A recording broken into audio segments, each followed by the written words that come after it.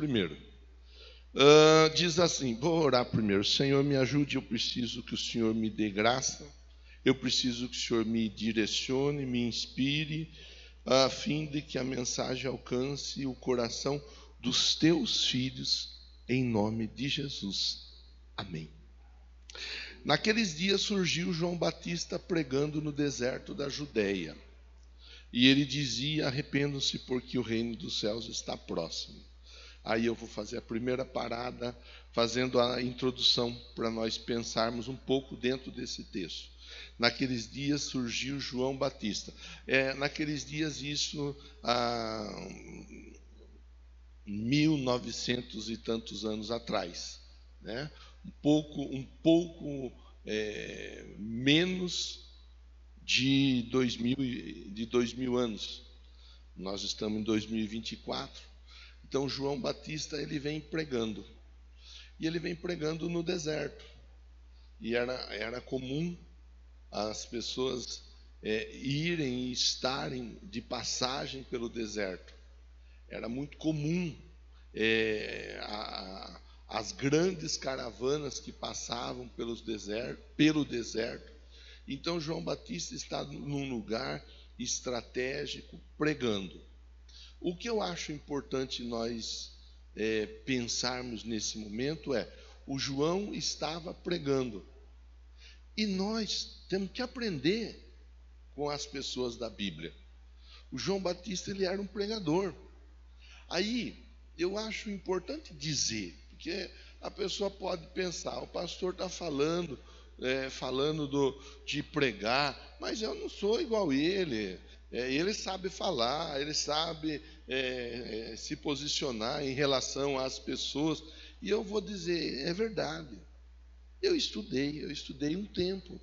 Eu fui treinado, eu fui preparado durante um tempo para estar aqui conversando com você. Eu não pus a mão na minha cabeça e falei, eis que me digo, vai. Não foi nada disso. Através de um propósito divino, eu acabei chegando aqui onde eu estou para falar com você. Então, eu faço isso toda semana, 2 vezes na quarta, na sexta, 3 vezes no domingo, mais a escola bíblica, mais a cela. Então, eu estou acostumado, não me julgo uma pessoa habilidosa, não me julgo uma pessoa acima da média, porque eu sei que eu não sou, mas eu sei que alguma facilidade para conversar eu tenho. É algo natural. O Vanderlei, por exemplo, trabalha na construção civil, tem lá a empresa, a empresa voltada para a área do encanamento, especializada em encanamento, mas não é só encanamento. Então ele faz isso, a empresa dele faz isso toda semana. Ele tem a obrigação de saber fazer, não é, Wander? Chamar o encanador que não sabe resolver o problema de encanamento, aí não faz sentido. Nós temos, por exemplo, o Celcinho, que trabalha dentro de uma empresa, trabalha lá no RH da empresa, mexe lá com a folha dos funcionários, dos colaboradores da empresa, sabe quando tem férias, sabe quando tem 13º para pagar. Essa é a vida do Celcinho. E ele tem a obrigação de saber isso daí. Quanto tempo que você está nessa área, Celcinho? 16 para 17 anos, quer dizer, já é para ter aprendido, né? Você vai lá, a Tatiane trabalha na área da estética, é enfermeira formada, mas está trabalhando na área da estética, tem lá o salão dela, faz sobrancelha, sobrancelha você faz também? Faz, né? Faz uma série de coisas lá, que senão eu vou começar a embrulhar a história aqui. E ela sabe o que ela está fazendo. Ela não se aventura a fazer, né? Então ela sabe o que ela está fazendo ali dentro da empresa, do consultório dela. Temos o Silvinho, temos o Anderson, que trabalha com caminhão, que faz mudança, que faz frete, assim por diante. Eles sabem o que eles estão fazendo. É o dia a dia deles. Eu acho que você entendeu a dinâmica da conversa. Obrigado. Depois, tá? Então, nós temos pessoas, cada um dentro da sua área, que sabe o que faz, atua dentro da sua área de uma maneira profissional, vou dizer assim. Então, eu não sei fazer o que você faz, não tenho a habilidade que você tem, mas é importante o quê? É importante que você entenda a dinâmica da situação. Entenda assim, pregar vai além daqui do altar. Outro dia eu estava conversando com a pastora Kátia, e nós falávamos exatamente disso. Subir aqui no altar e falar é fácil, é relativamente fácil, qualquer pessoa faz. Qualquer pessoa. É preparar um esboço, é preparar um sermão, é se preparar emocionalmente, porque dá dor de barriga. Até hoje eu tenho dor de barriga. Não pense que eu venho para cá e... Não, até hoje eu tenho a dor de barriga de vir, a preocupação, a responsabilidade. Mas qualquer pessoa sobe aqui no altar e prega. Isso é algo que qualquer pessoa é capaz de fazer. E isso é um dos motivos que, inclusive, nós temos que tomar o devido cuidado. Que não é porque está no altar pregando que, de repente, é isso, aquilo, é aquilo outro. Ainda hoje eu vi um outro vídeo de uma pessoa falando, meu Deus, mas esse vídeo que eu vi hoje de um pregador não deu nem para compartilhar com vocês, porque poderia escandalizar demais. Então eu falei, prefiro poupar o povo disso daí. Agora, o pregar vai além daqui do altar. O pregar é lá na nossa casa. O pregar é lá na empresa onde nós trabalhamos. O pregar é lá com seus clientes, lá com seus alunos na sala de aula, com seus vizinhos, com seus amigos, com as suas amigas. O pregar vai além daqui, de dentro do templo. E isso nós temos que entender. Isso nós temos que aprender. A pregar sem pensar que para pregar eu preciso pegar um microfone. Eu comecei a conversa com você aqui hoje falando que eu era avarento, lembra? Então, agora eu entro naquela parte. Para pregar, eu posso contar o meu testemunho para as pessoas. Às vezes a gente vê testemunho por aí. Eu não gosto, mas eu respeito quem gosta. Mas eu não gosto, e vou explicar por que eu não gosto. Eu não fico procurando em YouTube, em Instagram e assim por diante, testemunhos para ficar ouvindo. Não faço isso. Por quê?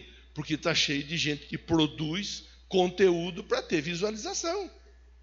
Quem sabe como funciona essa área de mídia e essa área digital, tecnológica, sabe? Quanto mais visualização, mais engajamento, mais oportunidade, de repente, de receber até mesmo um dinheiro. Então, tem gente que produz conteúdo falando do testemunho. Aí a pessoa fala, tomei 12 tiros de 12 na cabeça. 12 tiros de 12 na cabeça. Cortaram meus 2 braços, minhas 2 pernas e jogaram eu dentro de um saco preto, dentro de uma cova, junto com um defunto fresco lá. Eu comi parte daquele defunto, a parte que eu comi acabou me dando uma força e foi juntando minhas pernas, foi juntando meus braços. A hora que eu vi, eu saí daquele túmulo, daquela sepultura, e eu fui me arrastei 45 quilômetros até chegar numa estrada. Eu encontrei um rapaz que estava com o pneu do carro furado, ajudei ele a trocar o pneu do carro dele, e aí ele me levou para a minha casa. Irmão, tem uns que não dá. Por isso eu não gosto. Não assisto. Não adianta nem me mandar, porque eu não assisto. Eu gosto de testemunho. E não estou dizendo também que todos os testemunhos são assim. Mas existe uma fábrica de testemunhos. E nós temos que tomar cuidado para não sermos enganados. Então, eu gosto de testemunho de gente que está com a gente no dia a dia. Aí eu vou falar do meu, cada um fala do seu. Vocês estão cansados de ouvir eu falar que eu era apingaiada. que eu tinha meu garrafão de pinga, meu litro de uísque, minha vodka, minha caipirinha. Não tomava aquele, como que a turma toma hoje, copão, chopão, sei lá o nome. Aquela coisa que não serve para nada. Eu não lembro, não sei o nome. Como que é? Ninguém sabe. Deu branco na cabeça de todo mundo agora. Copão? Não tinha copão na época. Senão eu tomava copão também. Não tinha. Olha o que tinha: uísque, vodka, caipirinha, vinho, tomava, gasolina, etanol, tomava. O que tinha para beber, eu bebia.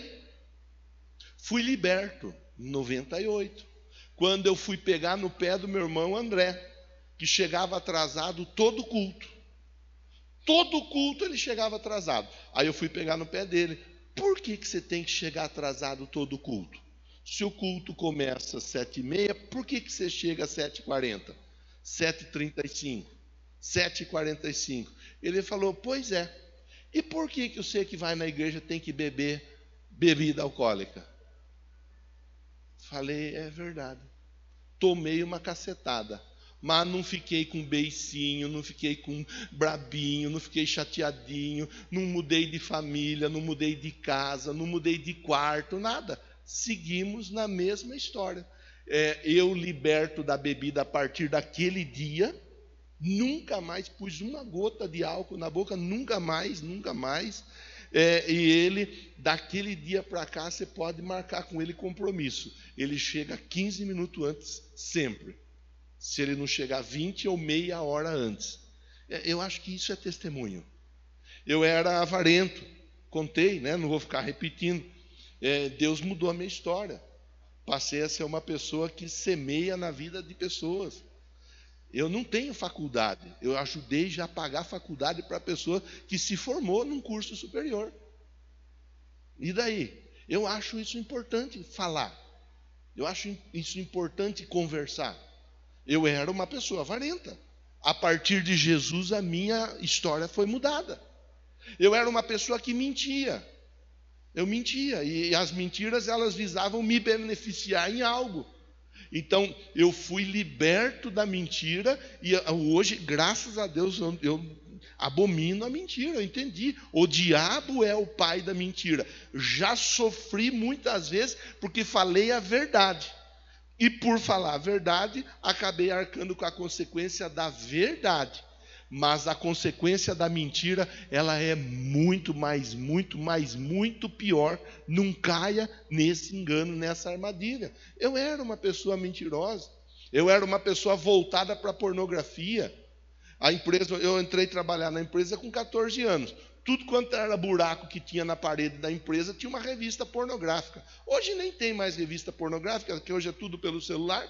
Mas na época tinha 2, 3 revistas famosas pornográficas e você enfiava a mão em qualquer buraco na parede, você pegava uma revista. E lá ia eu ver as revistas pornográficas. Eu era viciado nisso. Jesus me libertou disso daí. Graças a Deus. Eu posso falar uma série de situações que Jesus mudou a minha história. Então, eu tenho um testemunho para contar. Eu tenho algo para falar. Eu tenho algo que Deus fez na minha vida. E eu sei que você também tem o seu testemunho. Eu sei que aqui dentro desse templo há muitos e muitos testemunhos. Pessoas que trilhavam um caminho, que trilhavam uma direção, que pensavam de um jeito, que andavam de um jeito, mas que Jesus mudou a história. Que Jesus foi tocando, ajudando, lapidando, moldando, e a história foi mudada. Eu sei disso daí. Então, olha para a pessoa que está pertinho de você, fala para ela assim, você tem um testemunho. E o seu testemunho é o mais forte de todos os testemunhos, porque ele é o seu testemunho. Isso nós temos que aprender, e isso nós temos que valorizar. O que Deus fez na nossa vida deve ser valorizado. Muitas vezes nós valorizamos o que Deus faz na vida do outro. Muitas vezes nós falamos, olha, Deus fez isso na vida daquele, Deus fez isso na vida daquela, olha, aquela pessoa era de um jeito, olha agora como está. E devemos mesmo nos alegrar pelo testemunho das pessoas. Mas não podemos menosprezar o nosso testemunho. Alguém pode pensar, eu nem sei ao certo o meu testemunho, porque eu nasci, cresci na igreja, eu me desenvolvi dentro da igreja, fui batizado, até hoje estou na igreja. O maior testemunho você tem para contar, que é ter entregue a sua vida para Jesus te direcionar. O maior testemunho não é se você matou 1, 2, 10, 20 ou 30. O maior testemunho não é se você tomou 5, 10, 15, 20 ou 30 litros de bebida alcoólica numa mesma noite. O maior testemunho não é se você fez isso, aquilo, aquilo outro. O maior testemunho é você entregar a sua vida para Jesus te direcionar através da palavra dele. Esse é o maior testemunho. E nós temos que aprender isso daí. E nós temos que valorizar isso daí. Isso é o grande testemunho. Por isso eu disse para você, eu não me empolgo com esses testemunhos que explodiu o corpo, depois voltou o corpo. Eu não me empolgo, não me empolgo. Pode acontecer de ter um ou outro que é verdade, a maioria não é verdade. A maioria está aí para ganhar like, para ganhar visualização. E nós temos um testemunho para contar. Nós temos algo para dizer do que Deus tem feito na nossa vida. Eu me lembro quando o Rian veio para cá, na verdade vieram a Fernanda e o Celinho ele veio mais devagarzinho um pouco, mas ele veio junto também. Aí a Fernanda falava, pastor, eu preciso da ajuda. Os meus filhos não saem do quarto.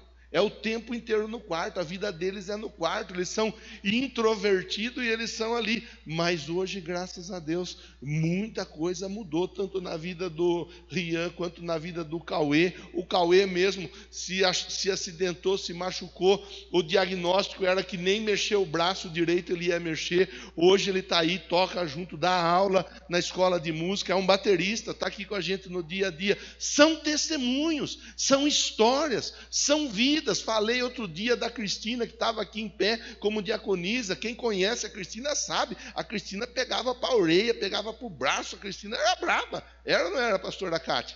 Pastora Cátia conta. A Cristina era braba. Hoje ela não é braba. Graças a Deus. Hoje ela é uma mulher de Deus, serve a Deus, tem aí o filho na presença de Deus, a filha servindo a Deus. São histórias, são mudanças. São transformações. E isso nós temos que aprender a valorizar.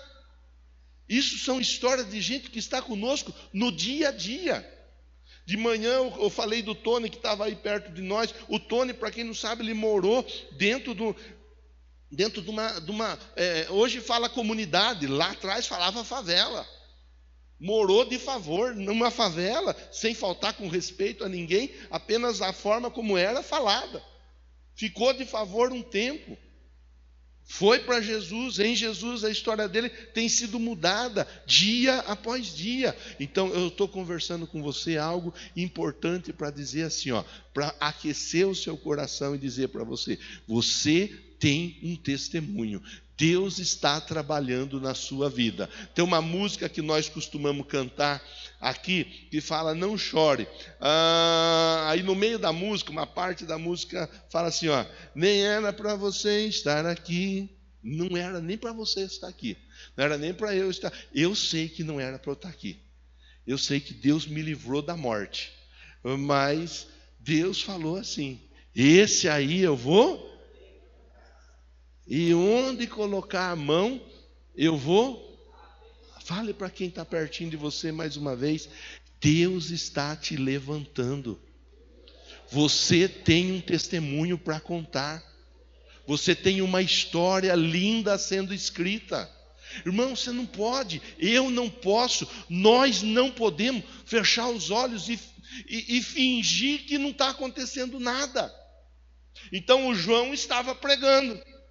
E o João vinha pregando, as multidões vinham se aproximando dele. A pregação do João está no verso 2. Qual que era a pregação do João? Arrependam. Arrependimento, mudança de vida, mudança de história, mudança de postura, mudança de comportamento, mudança.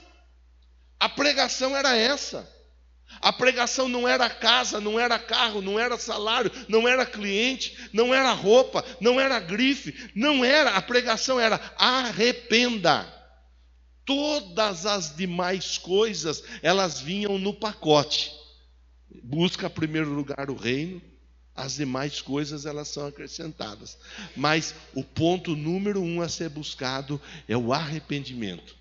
É o reino dos céus. E isso nós temos que aprender, que entender. Então, o João Batista está pregando aqui, ó. Vou continuar a leitura com você. Vamos embora, Miguel. Este é aquele que foi anunciado pelo profeta Isaías. Então, o Isaías profetizou a respeito do João Batista.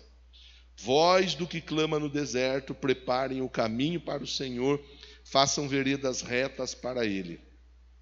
As roupas do João eram feitas de pelo de camelo, ele usava um cinto de couro na cintura, seu alimento era gafanhoto e mel silvestre. Eu não vou entrar no detalhe todo da roupa e da alimentação dele, apenas vou resumir dizendo assim, ó, era um estilo de vida simples, sem muita história. Não precisamos de muita coisa para vivermos felizes e abençoados com o Senhor Jesus. Então o estilo de vida do João era um estilo de vida simples. Verso 5. A ele vinha gente de Jerusalém, de toda a Judéia, de toda a região ao redor do Jordão. O que essas pessoas faziam? Olha, verso 6, coisa que a igreja tem dificuldade de fazer. A igreja tem receio de fazer, e nós temos que tomar o cuidado onde, como e quando nós fazemos, mas nós não podemos nos privar de fazer. O verso 6, está ali projetado, não está? Ó, confessando os seus pecados, eram batizados por ele no Rio Jordão.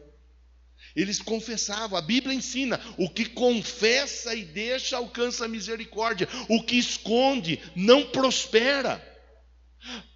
Subentende uma pessoa esconder aquilo que ela faz, ela não quer que ninguém saiba, porque existe, fica aberta uma porta para que de repente ela possa fazer de novo. Quando a pessoa ela abre o coração, quando a pessoa ela abre a vida, quando a pessoa ela escancara as dificuldades que ela enfrentava, ela está dizendo assim, olha, me ajude, me acompanhe, me monitore, e se precisar, pode puxar a minha orelha.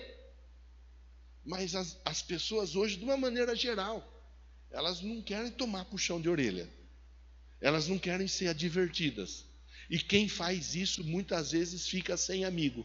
Porque a pessoa, ela deixa aquele que adverte, que chama atenção, que puxa a orelha, que mostra o erro, para ir perto de quem agrada, de quem faz carinho, de quem faz cafuné, e de quem passa a mão na cabeça. Porque afinal de contas nós precisamos ter uma casa para participar de um churrasco, precisamos ter uma casa para participar de uma festinha, de um jantar, precisamos ter um amigo, amiga para um passeio, para uma saída à noite ou de dia, não importa. Então a igreja, com isso hoje, a igreja ela se fecha para confessar. Ela se fecha para abrir o coração e dizer, eu tenho dificuldade com isso. Eu tenho dificuldade com aquilo. Eu tenho dificuldade com aquilo outro. Eu falei com você agora aqui, ó. Acabei de conversar com você. Estava contando, assim, ó, pincelando sobre o meu testemunho, a minha história de vida. Mas eu era um jovem. Eu era jovem. E eu era um jovem que vivia na pornografia. Como muitos jovens, inclusive adultos, vivem hoje. E eu lutava contra isso. E eu fui no meu pastor na época, o meu superintendente, e eu falei com ele, olha, eu tenho essa dificuldade, e eu preciso vencer isso daí, mas não sei como que eu faço. Me ajudou, me aconselhou, me orientou, puxou a minha orelha, me monitorou, e hoje eu posso falar com você. É algo que foi vencido, que foi deixado para trás. Eu podia simplesmente esconder, ficar quieto e dizer, não, vou levando assim, e ninguém sabe de nada mesmo. E nunca vencer essa dificuldade. Tem muitos que vivem desse jeito. A pessoa, ela não vence a dificuldade, porque ela ouve a voz do medo dizendo, não conte para ninguém, não fale para ninguém. Esse é um segredo apenas seu. E aí a pessoa vive sendo escravizada. Olha aí, confessando os pecados. Aí eles eram batizados por ele no rio Jordão. Quando viu muitos fariseus e saduceus vindo para onde ele estava batizando, ele disse aos religiosos, porque os fariseus e os saduceus, eles eram de religiões, de seitas. Olha como ele tratou os religiosos: raça de víboras. Quem lhes deu a ideia de fugir da ira que se aproxima? Passou a mão na cabeça? Não, chamou de raça de víboras. Raça de víboras. Verso 8. Olha o verso 8, que é um verso que não é muito pregado, não é muito lembrado, não é muito falado, mas que está na Bíblia. Deem fruto que mostre arrependimento. Está arrependido, mostra que tem arrependimento. Está arrependido, mostra na conduta. Conversar, qualquer um conversa. Falar, qualquer um fala.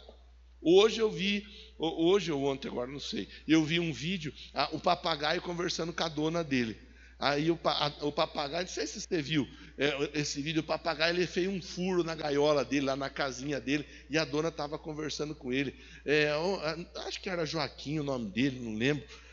Você fez isso, e o papagaio ia falando, eu fiz, né? Que feio, né? O papagaio fala. Outro dia eu vi o papagaio falando: o Palmeiras não tem mundial. Ele falou, irmão. Para falar, até o papagaio fala. Ele fala. Então, não é falar. Não é a pessoa dizer: eu isso, eu aquilo. Eu me arrependi disso, eu me arrependi daquilo. Não é falar. Falar é importante. Mas a Bíblia, ela fala, é mostrar arrependimento. Mostrar.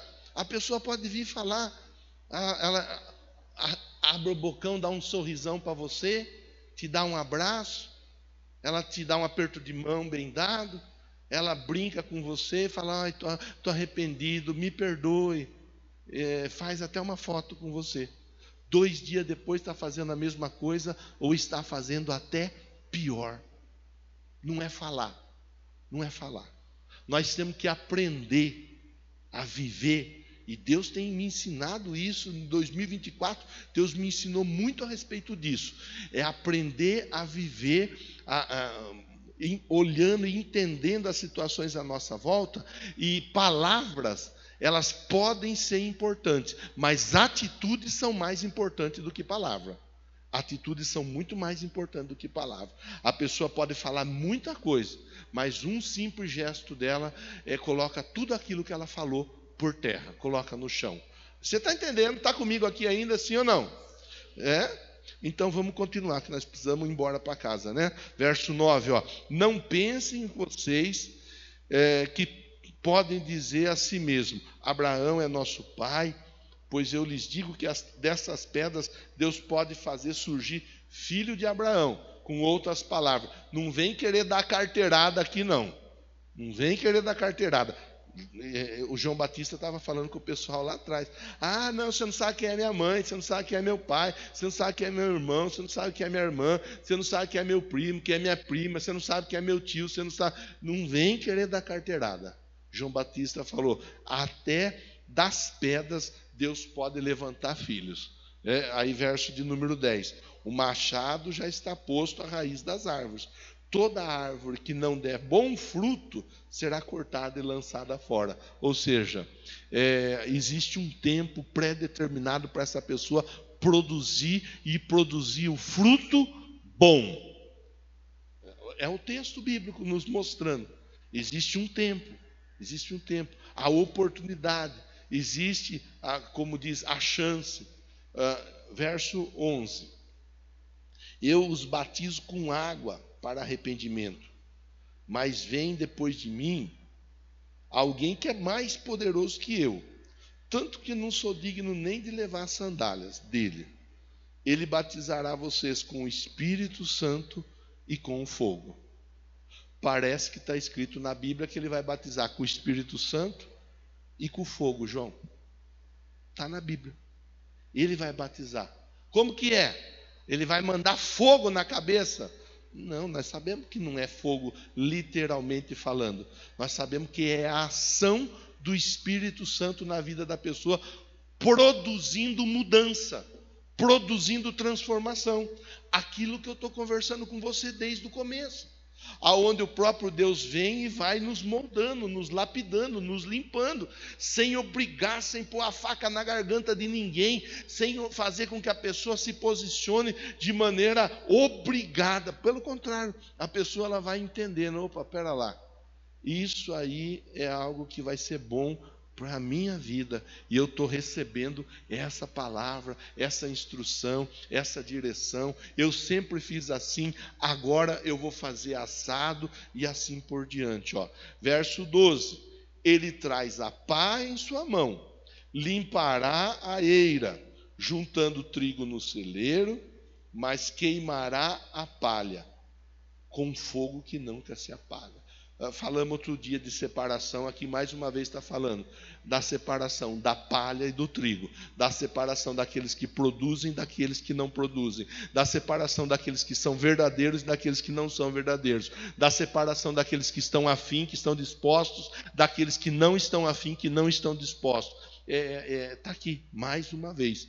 E agora eu vou entrar na reta final da nossa reflexão, olhando o texto bíblico. Então Jesus veio da Galileia ao Jordão para ser batizado. Então, quem veio da Galileia para o Jordão?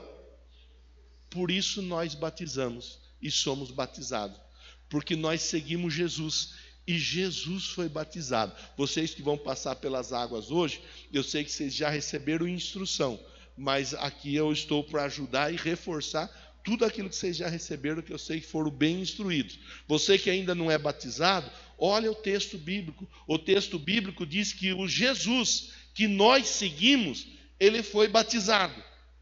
Se Jesus que nós seguimos foi batizado, por que nós não seremos batizados? Tem gente, lembra lá atrás, isso faz um tempo, eu não sei que época, o Neymar estava no Santos ainda. Lembra que o cabelo dele era moicano? A turminha gostava do Neymar, seguia o Neymar, era tudo a molecada com o cabelo de moicano igual ao do Neymar. Lembra? Seguia e se comportava igual. Lembra? Vou mais para trás um pouquinho. A Copa, não sei falar a data, não vou acertar falar a data. O Ronaldo Fenômeno, aquele que jogou no Corinthians, que foi campeão pelo Corinthians e tal. O Ronaldo Fenômeno cortou o cabelo igual o Cascão. Você lembra?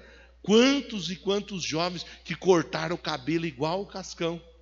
Eu estou falando de uns mais antigos, mas tem uns mais modernos, que a turma olha, segue e faz igual. E se comporta igual, e se veste igual. Tantas e tantas pessoas, seja Neymar, seja Ronaldo, seja Britney Spears, seja Madonna, tem tanto nome. Essas pessoas não podem fazer nada por nós. Nada. E nós muitas vezes seguimos eles, usamos a roupa do jeito que elas usam, cortamos o cabelo do jeito que elas cortam, pintamos o cabelo do jeito que elas pintam o cabelo, e assim por diante. E elas não podem fazer nada por nós. Aí quando é para nós seguirmos Jesus, que é aquele que deu a vida por nós, nós bloqueamos, nós travamos, nós fechamos, nós não queremos saber de fazer o que ele fez. Então o texto diz, Jesus veio para ser batizado. É cristão? Então batiza, irmão. Batiza, irmã. Vai para a água que Deus tem vitória para você na água do batismo. Prove, pastor. Vou ler a Bíblia e com a Bíblia aberta o Espírito Santo vai convencer você. João, porém, tentou impedi-lo, dizendo, eu preciso ser batizado por ti, tu vens a mim? Respondeu Jesus, verso 15, deixa assim por enquanto, convém que assim façamos para cumprir toda a justiça. João concordou. Assim que Jesus foi batizado, ele saiu da água. Naquele momento, qual momento? Quando Jesus saiu da água. O que aconteceu? O que está escrito ali? Pessoa que entra na água do batismo, quando sai das águas do batismo, o céu se abre sobre a vida da pessoa. Pergunte para quem está pertinho de você, independente se já é batizado ou não, pergunte assim, quer o céu aberto sobre a sua vida? Depois, ele viu o Espírito Santo descendo como pomba sobre ele. Primeiro, o céu se abriu. Segundo, o Espírito Santo agindo na vida dele. O Espírito Santo que conduz a toda a verdade e não deixa a gente ser enganado. O Espírito Santo que nos ajuda nos momentos mais difíceis, inclusive ele nos ajuda orando por nós quando nem palavra para orar nós temos. Quer a ação do Espírito Santo de Deus na sua vida? Segundo ponto. Terceiro ponto, Jesus saiu das águas do batismo. Verso 17. Uma voz do céu disse: esse aí é o meu filho amado. Registro, reconhecimento nos céus que aquele ali tem pai. E ai se mexer com meu filho, o pai tá um. Irmão, irmã, essa semana nasceu a Antonella. Não, eu já errei hoje de manhã também. A Daça. A Antonella já nasceu, já tem um tempo, já está quase que batizando. A Daça nasceu. Nasceu e graças a Deus já está em casa. Daqui a pouco a Gleiciane está aqui novamente com a gente. O Tom, a Daça daqui a pouco está correndo aí pelos corredores. Já saiu batizada, batizada não, já saiu registrada. Registrou, nasceu, registrou. Diante do sistema brasileiro, né, aqui no Brasil, ela é uma cidadã brasileira. Já tem um registro. A pergunta então que fica é: o que é mais importante, registro e reconhecimento, aqui na terra ou no céu?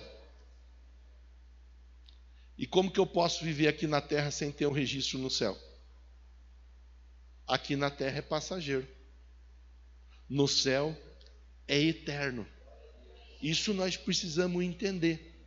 Você que levantou a mão, que eu já não gravei quem levantou a mão, mas você que levantou a mão e vai batizar, isso é importante você saber.